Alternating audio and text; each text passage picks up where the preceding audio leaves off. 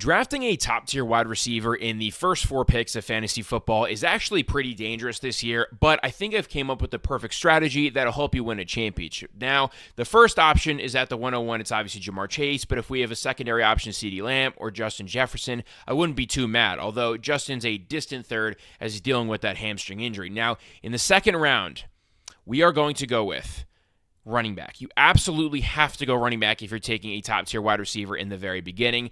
My first option would be Jonathan Taylor. Last year, he was an absolute machine in the red zone, even with Anthony Richardson. He only played 14 games. He had 11 touchdowns. He was very efficient. I think he'll actually be more efficient this year. Even if it's Daniel Jones, I'm not too worried. If anything, that'll be even more red zone work because Daniel Jones will not take any of those rushing touchdowns away. He won't rush it himself like Anthony Richardson. And I really doubt the Colts want to throw in the red zone. These are two quarterbacks that are horribly inaccurate, so I don't think they're going to want to take the ball out of JT's hands, and I think he'll kind of return to that 2022 form where he's ultra efficient. He won't have that much pass catching upside, but he'll be that guy in the Colts offense, and the defense is okay.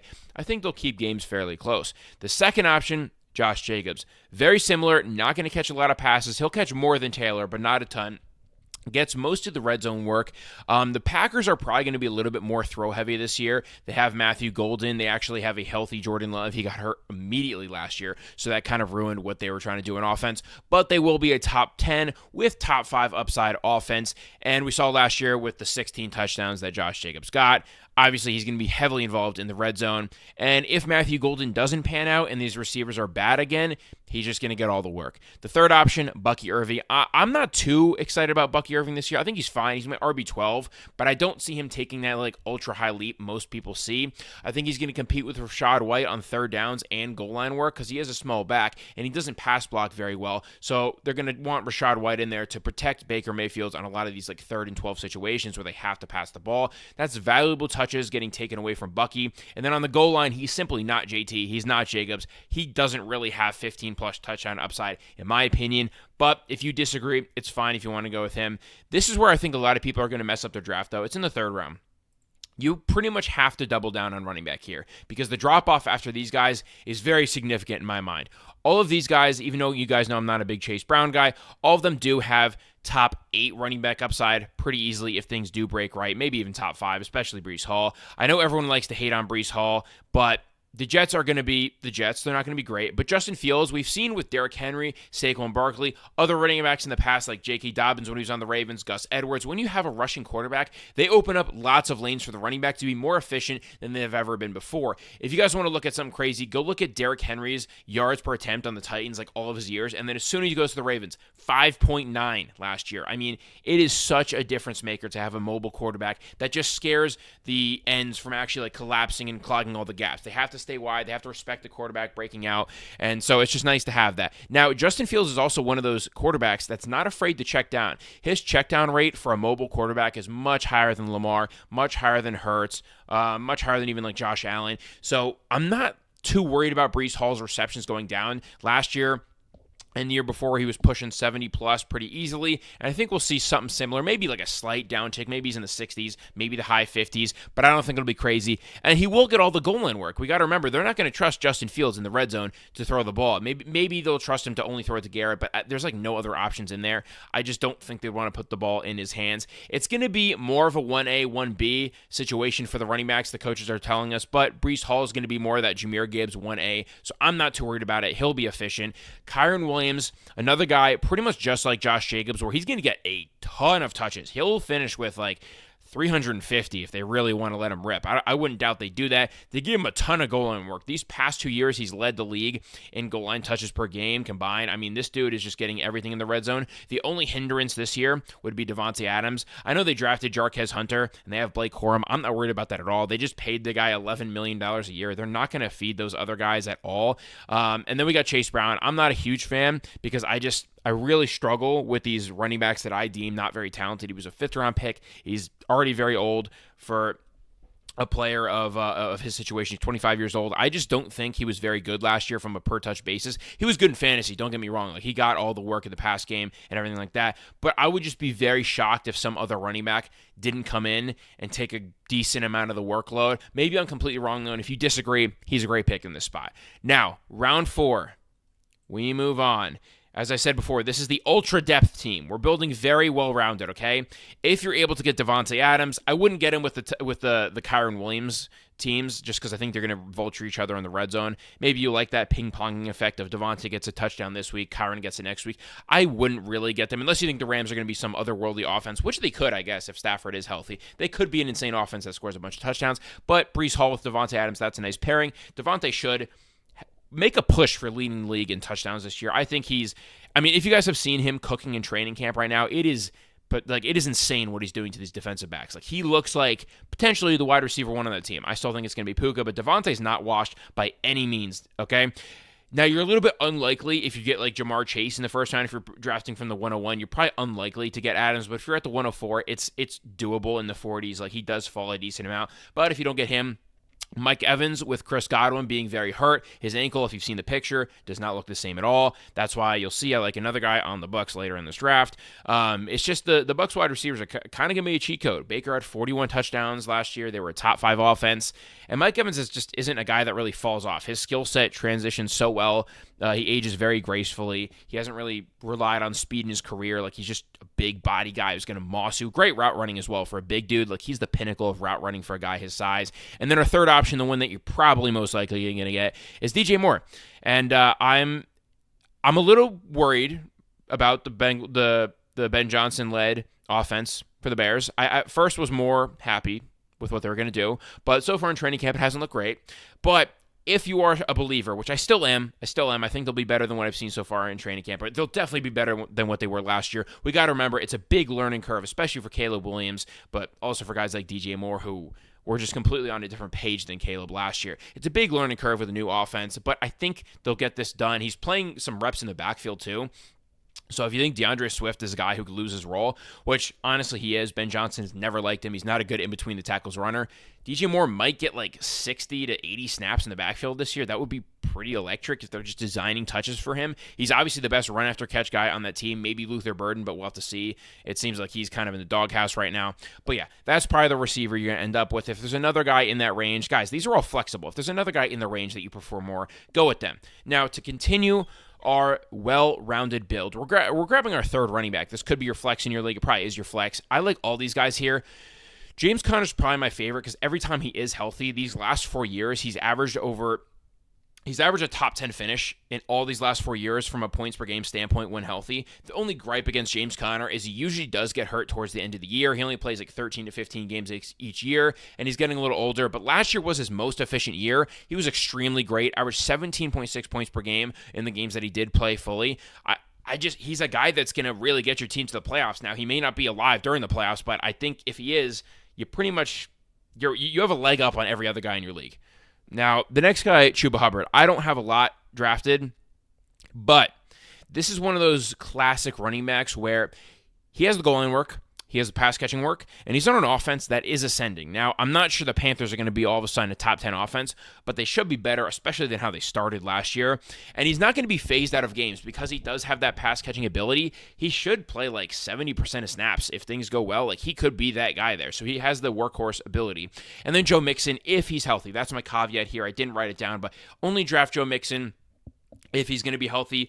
Obviously, most of your leagues are getting drafted in 2 to 3 weeks, so we'll have a lot more information by then. But if Joe Mixon is playing, last year he was extremely great. For most of the season, he was averaging 20 points per game. It kind of fell off towards the end, but ended up averaging about 17. But most of when everything mattered, he was averaging 20 points per game when he was fully healthy. So I don't see that changing too much. The Texans' offense simply has to be better than they were last year. That was a tragedy of an offense. Now we move on to round 6, okay? And we're not done with depth, guys. We're not done with depth. If you're in a competitive league, Tedero McMillan specifically will probably go higher. But on ESPN, he's picked 79 right now on ESPN. And Travis Hunter, if you're in a pretty casual league, none of your league mates are going to want to touch him. And I really want to touch Travis Hunter. I know that sounds crazy. Pause. But I'm drafting him in pretty much every league I'm going in. On Underdog, where he was going in the 4th round, now he's in the 5th round, I'm drafting a ton of him. I think he has true league-winning upside. I'm not convinced that he is a worse receiver than Brian Thomas Jr. He's a better prospect than him, and I think he could take over as a 1A, 1B role, maybe even the 1A. Like, I think he's that good on offense. He has the best hands in the league already. This dude literally drops nothing. He's an absolute freak athlete. get so many like Justin Jefferson vibes from him by the way he moves. Like I just love watching him play, and I'm going to bet on the talent. I think he's that good. Tetairoa McMillan, if he's there in your draft, obviously grab him. Why would you not in the 6th round take a wide receiver that's obviously the wide receiver 1 for a quarterback that had a kind of mini breakout towards the end of last year? Maybe he carries over, he gets a full season of practicing with Tet, maybe they build that amazing connection, and he's obviously the wide receiver 1 on this team. So I love that. And then George Pickens, to me, this year's T. Higgins. Except you have to pay 4 rounds later in draft capital. You don't have to pay like the 20th overall pick for him. And I don't think they're very different when you project them. He's got Dak Prescott, an elite quarterback for fantasy. We've seen CeeDee Lamb ball out. We've seen Amari Cooper ball out. Like, I'm not worried about that at all. The defense, absolutely terrible. They were 31st last year in points per game. Now they may lose Micah Parsons. Even if they don't, they're still a bad defense, which means they're going to be throwing a ton on offense. They'll probably be a top 5 team in terms of pass attempts per game. And he's got CeeDee Lamb to help him out, too, taking off a lot of the coverage. Like, this is the first time that he's not going to be getting absolutely double covered on every single play. Like, he actually has other options in the offense that have to be dealt with where he can just win deep downfield. And I think there'll be a lot of games where he finishes with, like, 6 catches for over 100 yards and a touchdown when he catches one of those bombs. So, very interested in those wide receivers. Moving on to round 7. We're grabbing our flexes. Guys, I told you this is a depth build. This is a depth build. We are not drafting quarterback and tight end until much later because there's a lot of good guys later, okay? As I said in my video of my most hated players a couple days ago, the guys like Joe Burrow, Mahomes, like the pocket passers that are really getting pushed up to the 3rd, 4th round, maybe 5th round for Mahomes in a lot of these casual leagues, you got to avoid them. Unless it's like Jalen Hurts or Jaden Daniels in those rounds, I'm fine with that. If you're going in the late 3rd round for Allen and Lamar, I'm okay with that. But we are going to be waiting on quarterback and tight end here. Now, flex. These aren't really in order. I don't really love Jordan Addison that much more than Olave or Caleb or Jalen Waddle or whoever you like here. Maybe it's Isaiah Pacheco. All these guys are great picks. You just want to absolutely go nuts on the depth here on this team. We want injuries to not matter on the squad because we always got somebody to fill in. Jordan Addison is missing 3 games. I'm not too worried about that. We knew the suspension was happening. Only casuals really weren't prepared for that. And getting him in the 7th round is kind of a steal. He always threatens to have double-digit touchdowns every single year. He's going to have those big spike weeks. And then Olave's a little bit more worrisome where it's like he doesn't have the elite quarterback play, but he could just get an absolute boatload of targets because he's a very talented wide receiver on a bad offense that's probably not going to score many points. So it's kind of that weird like DJ Moore on the Panthers, Terry McLaurin in his early days on the Commanders type of vibes. But if they want to just absolute force feed a guy, there's a little bit of potential. And then Caleb Johnson, a little bit tough here because he has missed a bunch of pass protection reps in the early part of the preseason, and the coaches obviously don't like that. Aaron Rodgers won't like that. But as a running back, apparently he's been unstoppable. He's been very, very good. And I liked him as a prospect coming out of college. So I like the chance here, especially when Jalen Warren, he's talented, but I don't think he's like that otherworldly of a player where Caleb can't win pretty much every role, especially the goal line role pretty easily. So any of those guys, Jalen Waddle, I'm fine with. And then our final flex position where we want to get like super high upside here, okay? We want to go for the guys that are actually like league-winning potential. Emeka Egbuka, as I mentioned before with Mike Evans. Chris Godwin may be dust. He may just not be the same player. I've dealt with a high ankle sprain, which is not the same as what he did. He like completely busted up every tendon and bone in that ankle, but high ankle sprain has kept me out of sports for a while. It really sucks. Like, and you're not the same. Like your cutting and stuff is really not the same. So I think Egbuka is going to walk in. Baker Mayfield has said so many like praiseful things about him. Like this dude loves him. He's saying he's the smartest young receiver he's ever seen. He always stays grounded when he catches the ball. So there's a lot of yards after catch opportunities, which we have seen in college with Egbuka. He's a beast run after the catch guy. And I just think they have a good connection. It's a top 5 offense with a quarterback who is going to be super pass heavy. So I'm fine with that.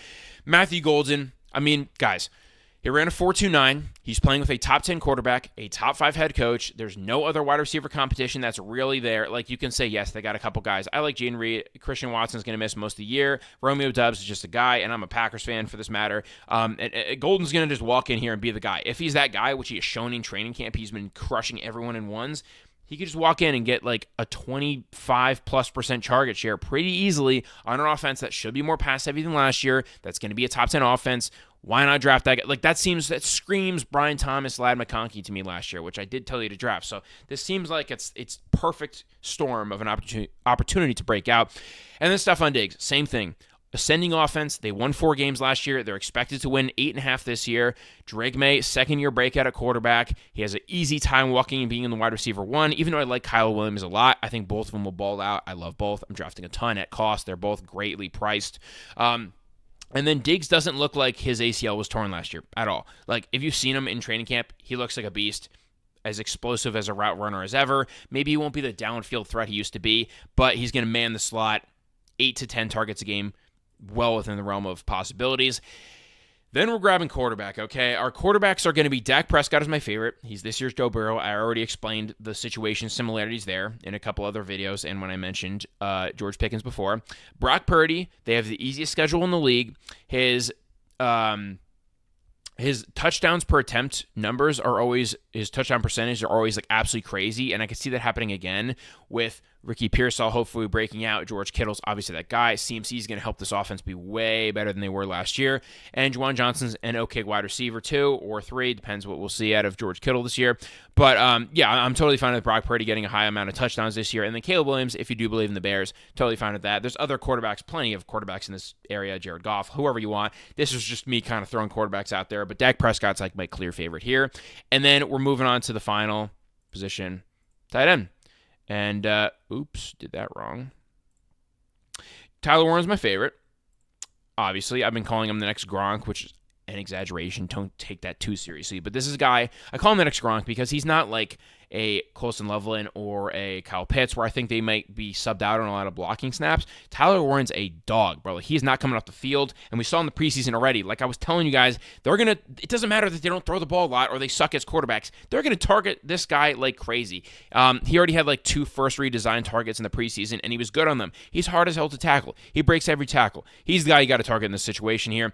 Colson Loveland, a top 10 pick with an ascending offense. If you do take Caleb Williams, why not pairing up with Colson Loveland? Get the stack, get that extra juice for your team. And then Jake Ferguson, a guy that's going to be used a ton in the red zone for the Cowboys on an offense they're going to be throwing the ball a ton. So, yeah, that's how I would draft around Jamar Chase or CeeDee Lamb or Justin Jefferson, the 101 to 104 strategy. I have other builds, other strategies. The next video I'll do is probably one with running backs as your first overall pick because it does drastically change. So if you like this video and you want to see that one, leave a like, leave a comment, let me know what you feel about these videos, and I'll catch you guys in the next one. Peace.